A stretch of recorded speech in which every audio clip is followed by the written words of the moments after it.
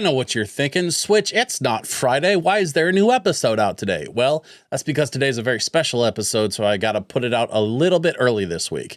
Today's episode is going to be with Josh Hamblin, the owner of Sidequest Games and Sidequest Expo, which is an event that's happening in Portland at the DoubleTree Hotel this Saturday and Sunday.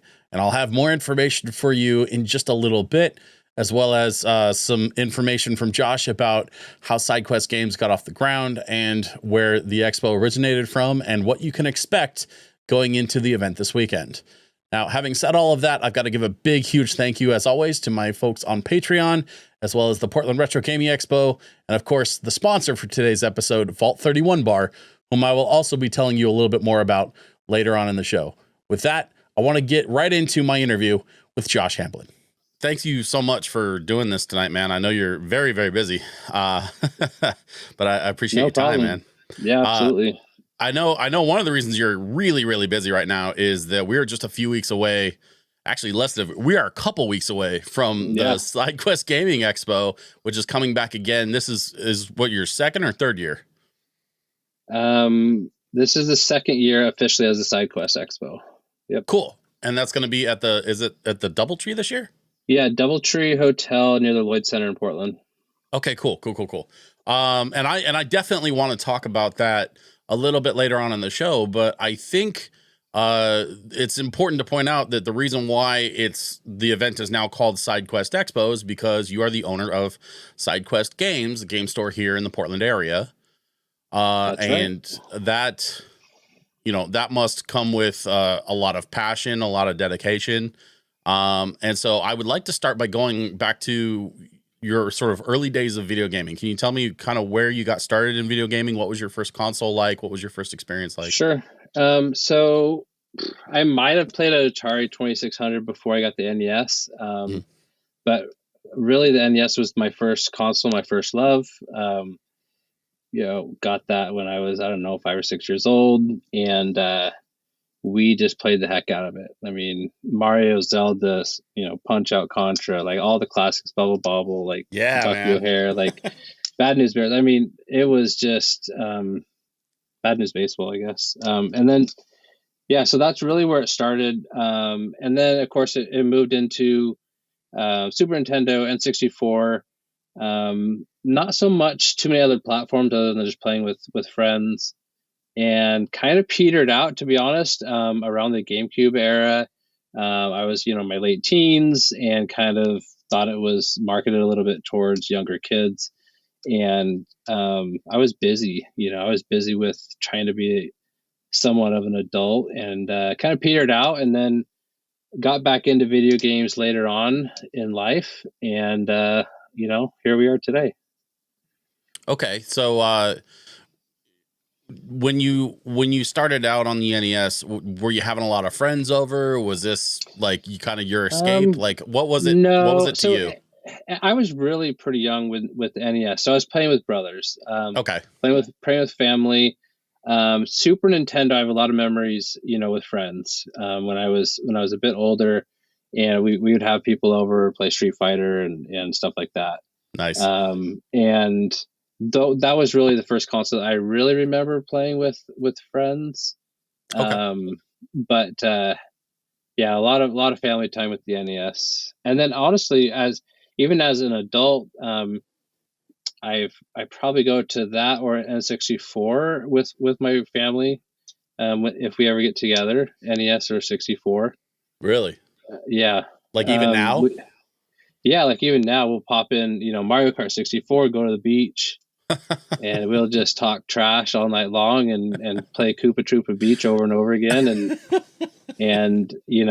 try to hit that jump and it's just a lot of trash talk basically. And then amazing. for NES, like we'll play some Bad News Baseball. I'll play with my kids too occasionally. A lot of times I'll play NES games on PlayChoice 10 arcade. Which has been down lately. I need to get my monitor redone, but we've played quite a bit of that with my younger boys. Okay. How many kids? Yeah, 4 kids. So you got a whole group of people you can play with. like just Yeah, I whenever. have. I mean, my oldest daughter, she's out of the house now, but she never really got into video games too much. Yeah.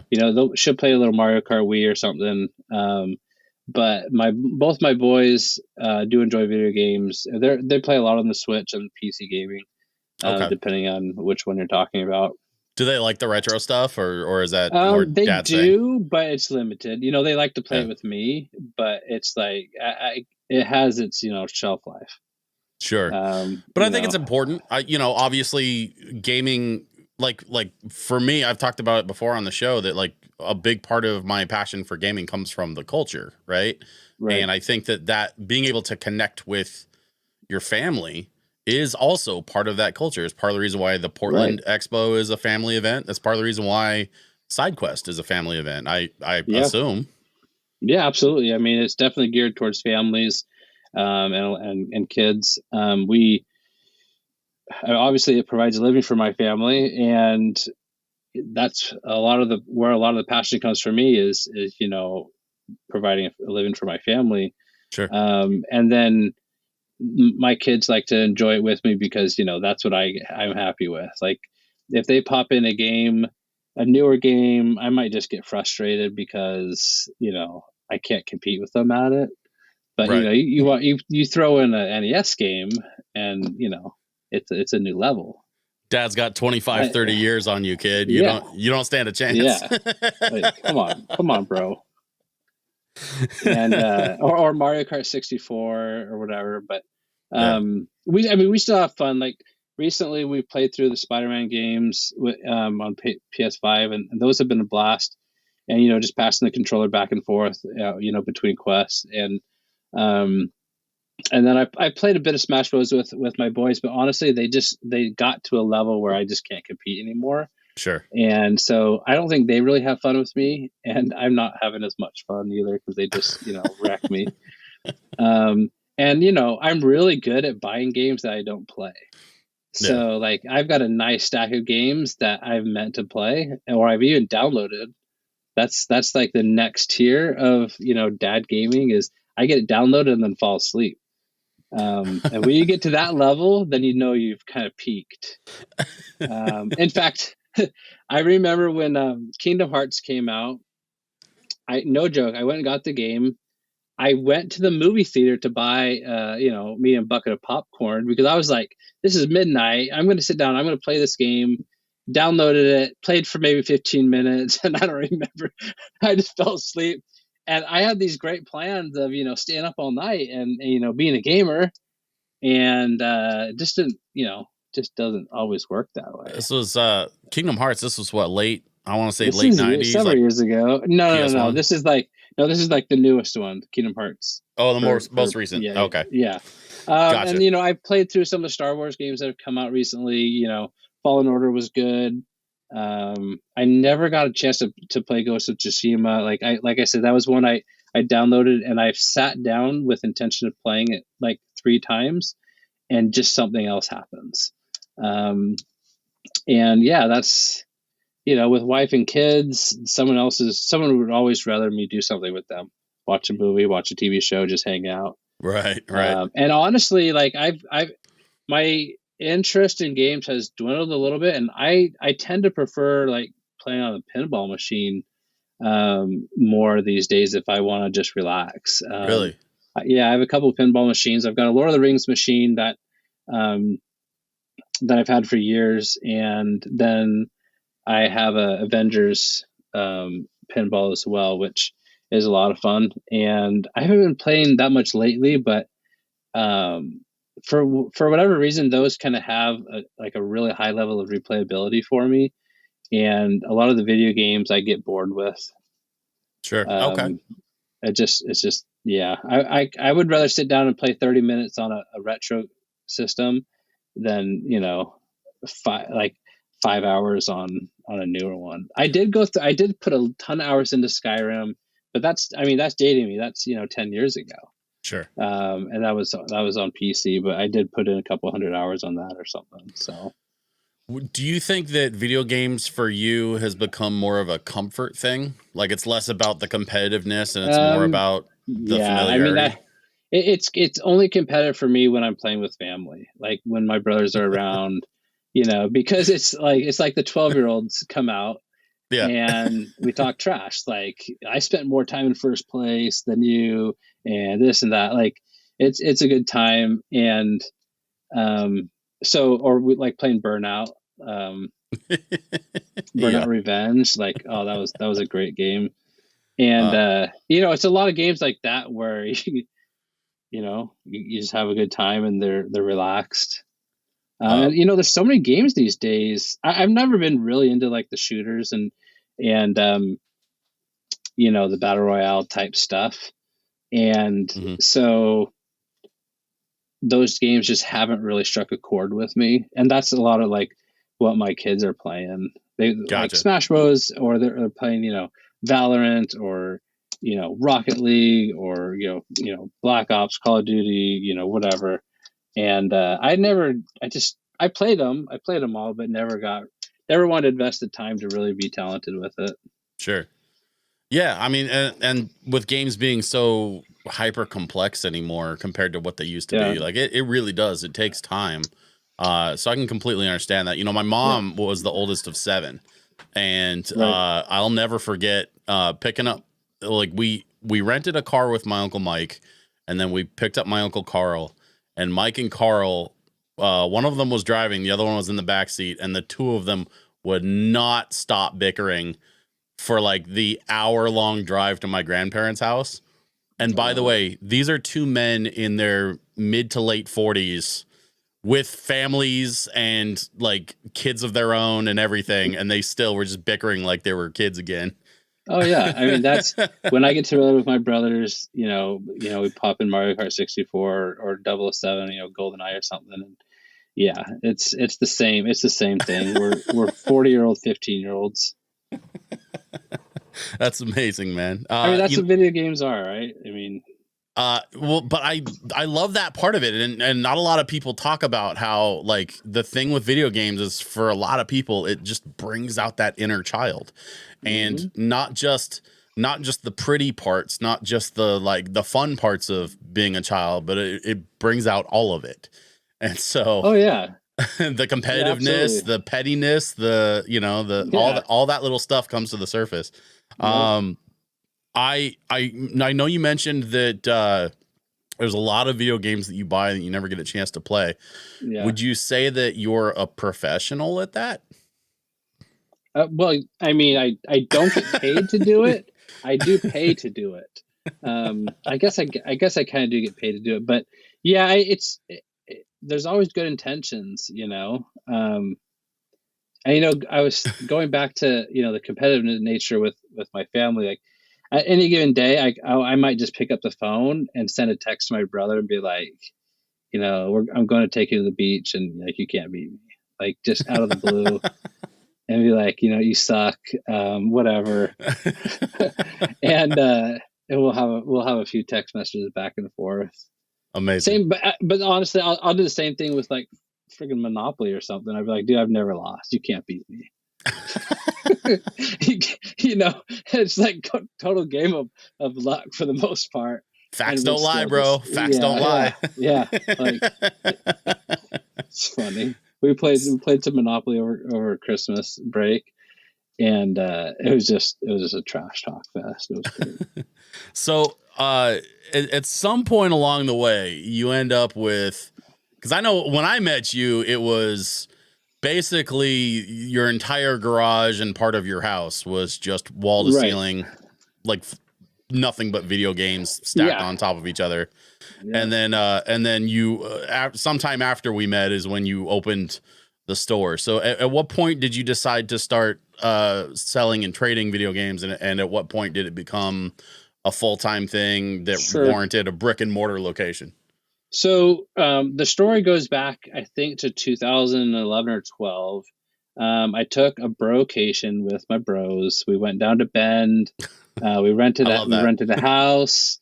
It was me, my older brother, younger brother, a couple step brothers. We rented a house. We got some mountain passes to do some snowboarding, skiing, And we played a lot of Mario Kart 64, and we were playing a lot of Burnout Revenge during that trip as well.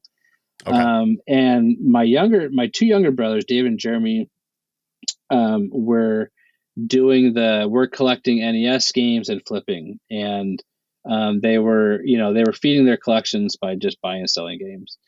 And I was at the time, I was a car dealer, independent car dealer, and we used to make fun of them because, well, for one, they're younger brothers, but two, like, we're like, you can't make any money like doing that, right? Like, what are you gonna make, $5 or $20? Like, come on, that's nothing. Like, get a real job. Well, we went on this brocation, and the holidays, they were selling primarily on Amazon, and the holiday sales on Amazon like is crazy. So they're obnoxious, right? I mean, this is at least 10 years ago, and so since we kind of gave them a hard time about what they were doing, every time they would get an email, they would yell out "sold" like the whole trip. So sometimes this was like, a couple times, like every few minutes. There's two of them. So the whole trip for like 3 or 4 days, they wanted to let everyone know that they were selling a game. They were selling an item. So I came back from that vacation or brocation. We didn't get a whole lot of snowboarding in because we were starting to get old, and we were kind of out of shape. Sure. So we got like a good half day in, and we grew up, and we would spend all day there. We had season passes, and we'd go off the big jumps and play in the park, and like we wouldn't really get tired. Well, fast forward, and like we were out of shape. So I think one of us only got like a few runs in for like $96 or something, and then the rest of us got like a day, and then a couple of us got like a day and a half, and like we were beat up. So we ended up playing video games. Well, anyway, I came back from the trip, and I was like, well, I had a car lot, and I started just going to thrift stores on the side just to, just kind of dabble and have a little fun with it. Well, I ended up filling up an extra office at the car lot with video games, and then it turned into like 2 offices. I remember, and I was buying and selling cars, right? Like, so I remember back then I was selling a lot of PS2 consoles, and at one point I was driving I'm pretty sure it was a Mustang convertible that I had just picked up from a car dealer, like a wholesale deal. And I swung by like some old GameStar or whatever, and I bought like 120 PS2 consoles from them. And they were stacked in the trunk, in the back seat, in the front seat. And I remember taking a picture. I had like 2 stacks floor to ceiling in the office. And that's when I really knew I had a problem. And and I was like, okay, like, so I started like concentrating a lot less on the cars, and at the time the car market was really kind of like coming down, and I decided to work from home and like cut out all that overhead, with the car lot, and obviously helped out with daycare. Someone was always going to be home, and after a couple of years of full-time online sales, we started looking for a new home because we were out of space. Got a new home that happened to have like a secondary garage, and I was like, oh, this is amazing. Yeah, I'm going to have a whole garage, 20 by 20 garage to myself. This will be so much space, I'll never need anything. Well, after about a year, that was filled, and my wife said, like, if that stuff starts coming into my garage where like the family stuff is, or in the house, then we're out of a problem. So yeah, she said, you need to get a retail store. And actually, a year or two before, when I started looking for the house, I was actually looking for a store. And when I contacted my old landlord, he ended up selling me his parents' old house instead. And it worked out because of the extra garage. So, but yeah, we filled that up, got the store. And then we expanded a year after opening, and gosh, it's going on 5 years now. In May 4th. I remember the expansion, and I remember like all the construction photos, knocking out the wall and redoing the floor and the whole thing. Yeah, it was nuts, man. But it came together really, really well. The store is gorgeous. For anybody that isn't familiar with Sidequest games on McLaughlin, it's technically a Milwaukee address, right? Well, somehow it has a Portland address, but it's really really? Milwaukee. Oh, Okay. yeah. It's unincorporated Clackamas County. The address says Portland, but if you type in Oak Grove or Milwaukee, Portland, it'll all get you to the same place. It's like basically right across the street from the Oak Grove movie theater, isn't it? It's just a little bit, couple blocks away. It's like kitty corner from the Fred Meyer there. From the Freddy's there. Okay. Yeah, in the Oak Grove Center. Gotcha. Oak Grove. Yeah. So you get to a point where basically you're running out of house and you need to open a store. Do you still have the car lot at that point, or had you sold the car lot and you were just? Yeah, no. I opened up the car lot with a buddy of mine, and it was basically, we were splitting lease and everything, so it was easy to walk away. He just took over my portion and everything. And so then when I started working from home, that's when I walked away from the car lot completely. And then so I worked from home from basically, startup, making $1,000 a month, trying to figure this thing out in the garage. So I did that for several years. And it was a lot of work. I mean, I was doing it all on my own, and it was just a lot of work. It was a lot of grinding. Yeah, it still is, but I have more help. I remember those kind of those early days in the mid 2010s. The gaming thing was like just starting to pick up steam. It was getting popular, but it hadn't gotten like hyper competitive or oversaturated just yet. Yeah. And I think you really got in right at the right time, because like doing it the way that you did it now in 2024. Anybody that's trying to start a brick and mortar business out of their garage, good luck. Yeah, it's tough. I mean, there's so much more competition. I mean, and there's less inventory. I used to be able to drive around and do like the thrift store circuit, every few weeks and crush it. But then, they started putting everything online. It just didn't work. I used to travel a lot. I would make runs to Seattle for a couple of days. I would make runs to Sacramento, Reno, Vegas, and I would just, every other month go to a new place or whatever, and I would just hit up pawn shops and game stores and thrift stores, and I mean, it was just a grind. And then back at home, I would have people go door to door for me, hanging flyers. I've taken backpacks and gone door to door knocking. Hey, not selling anything. Just here's a little flyer. These are kind of some electronics that I'm looking to buy. And wow. And then we fill the backpack and put it in the trunk, and then go back out to the next little apartment complex or whatever.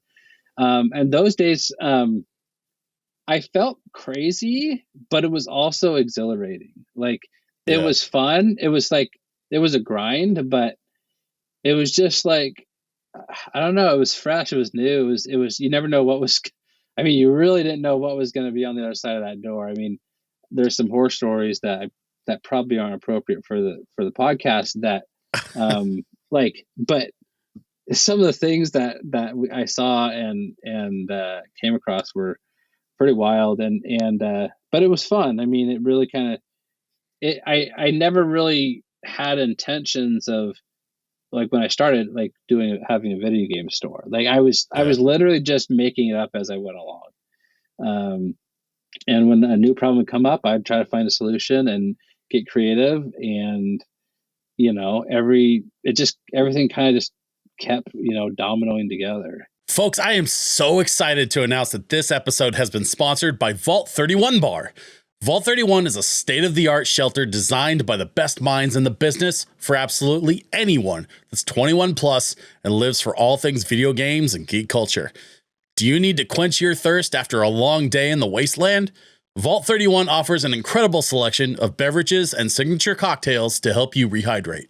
Or if you're hungry, they've got plenty of delicious options available from their kitchen, including the new Smurshbergs, or my recently discovered favorite, the Batcave.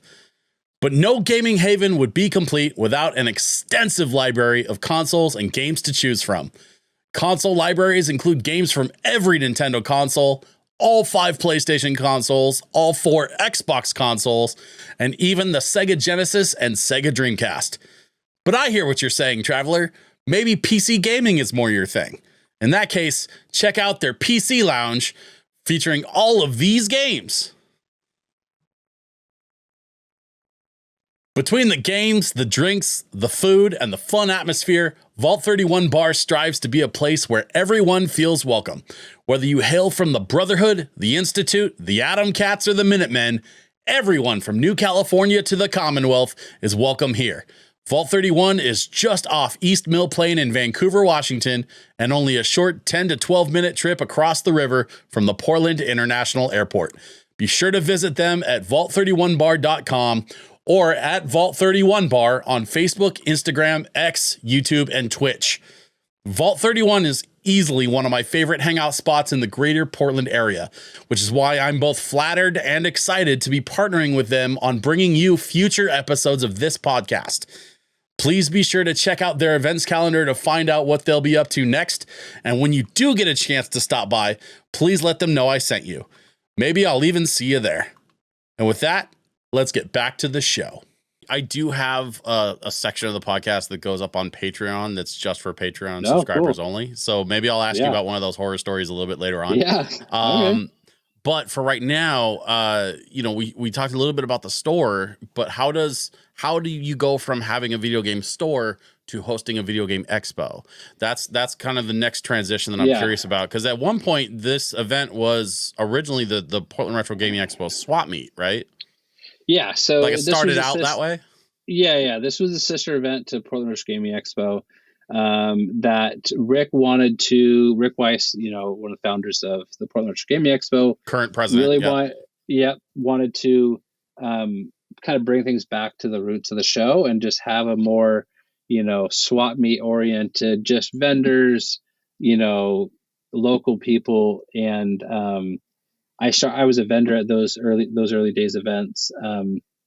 Honestly, back then, a lot of the guys that are good friends of mine now on the board, like didn't really know me very well, and I was getting 1 or 2, 3 tables and just doing my thing, and just progressively we got to know each other, and then they got to a point where they were kind of burnt out with it and just didn't have the capacity to. It was kind of a back-to-back thing because Portland Retro Gaming Expo was ending in the end of October, and then the show was being set up like in January. It was tiring. Like they didn't have the capacity to keep it going. Yeah. And so they had made the decision to stop doing it. And there was a little bit of a outcry from the community because it was such a great event.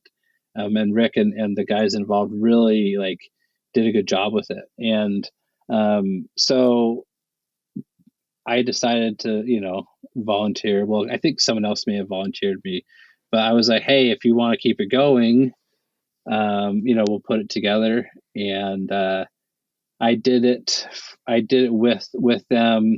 We're kind of under their umbrella for, I don't know, 3 or 4 years. And when I became a board member for the big show, we decided mutually to kind of just separate the 2 events, and that's where we're at. So, gotcha. And I know I still get a lot of support from them, obviously, yeah. And so at its core, that's really the foundation of it. But it's definitely morphed into a bit of my own thing and kind of my own vision. And every year it's changing, and we add a thing here or try a new thing there, and I've been really happy with the results, and people really enjoy it.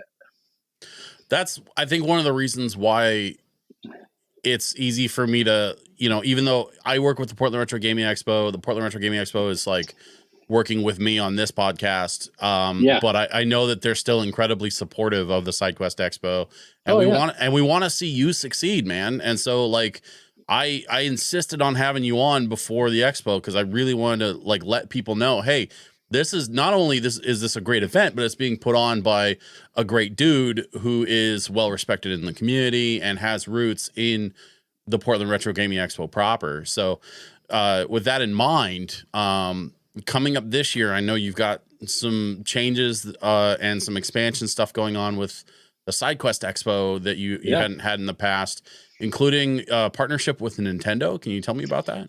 Yeah, so Nintendo finally decided to make it a little easier to get licensing for their IPs, and I really felt like it was a good opportunity to apply for licensing to do a Smash Bros tournament. They're like 10 years late on that, but sure. Well, I mean, people have been running their own tournaments, but as they got bigger and bigger, Nintendo would be protective of their IPs, which is absolutely within the rights. Sure.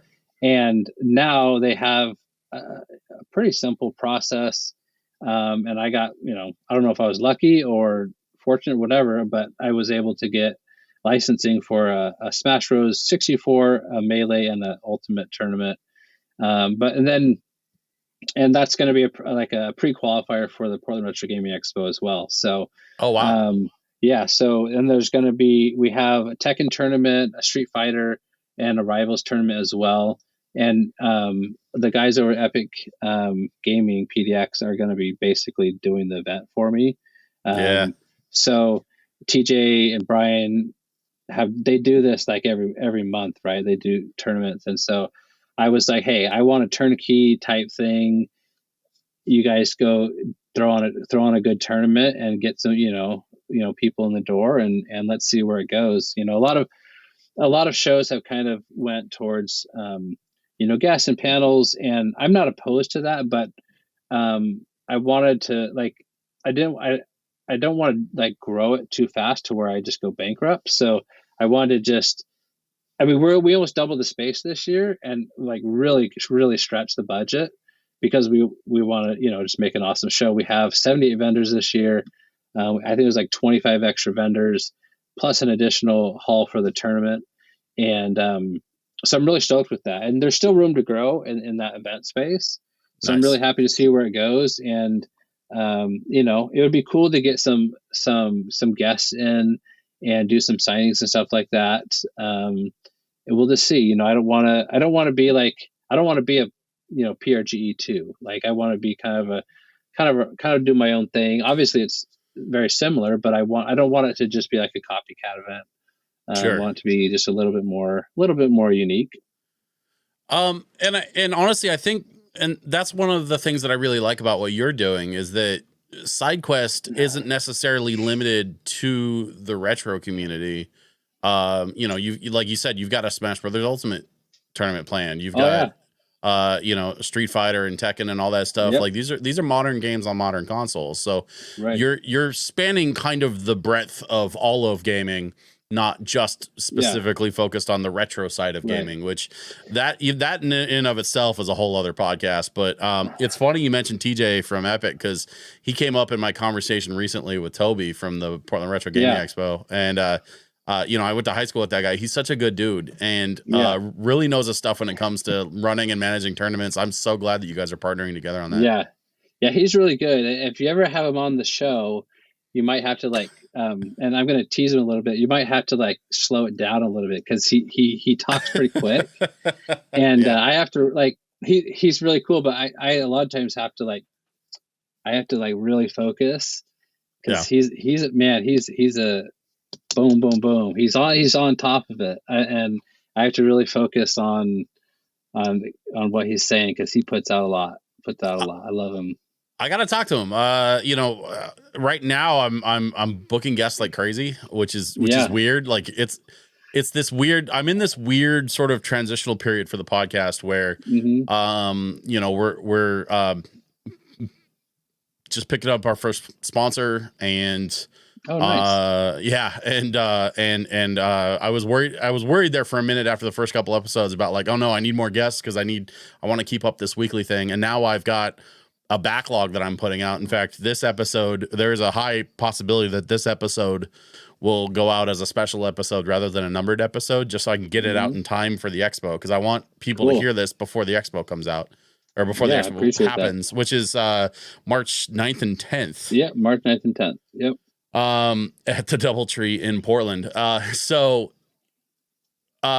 you've got tournaments planned. Are you doing anything in the way of like panels or any kind of like guest speaking opportunities yet? Or no, not this year. Not this year. We decided to use that ballroom. The tournament's going to take it all up for the whole weekend. Okay. And like I said, we've had such a high demand for vendor space that we kind of just ran out of space. I still have a backlog of a wait list of vendors that want to be into the show. So next year, kind of my vision, and I don't know if we'll get to this point, but my vision is to kind of fill up that hotel and just have like the big party for the weekend. And room hopping. I mean, there's ballrooms, there's the exhibit hall, there's several ballrooms.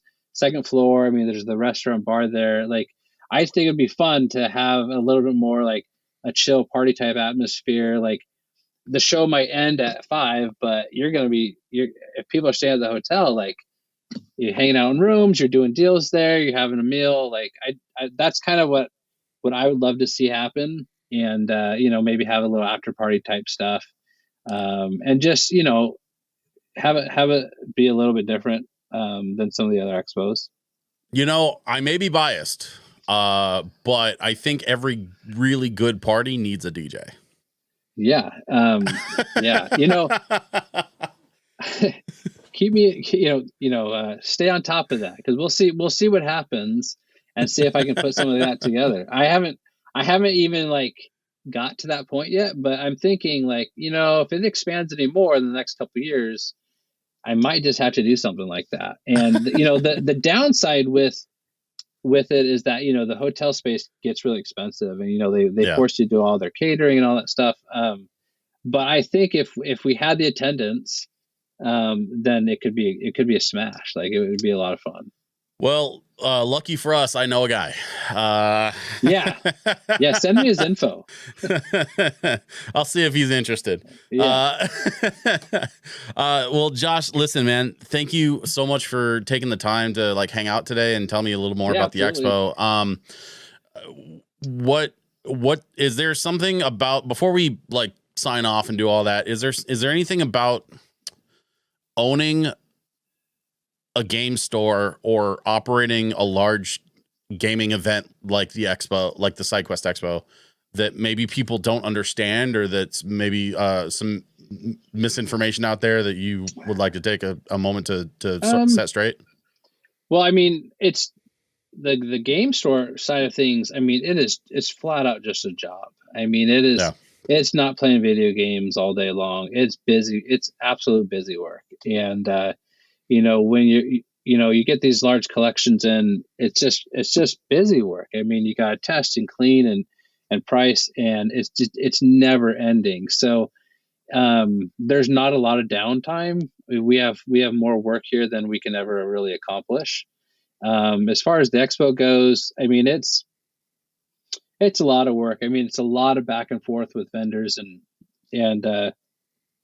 guests and hotels and insurance companies and fire marshals and all that stuff. And when in my capacity on the board of Portland Retro Gaming Expo, it's really nice because we there's a bunch of us and we divide and conquer. But with Sidequest Expo, I've been foolish enough to try to wear every hat, and it's gotten to the point where I don't know that I can really grow anymore without some pretty significant help. So I'm going to have to really take a look at either kind of stabilizing at one level and continue to do it myself, or maybe, hiring some extra help to run it, because it is a lot of work, and it's it takes several months to put together every year.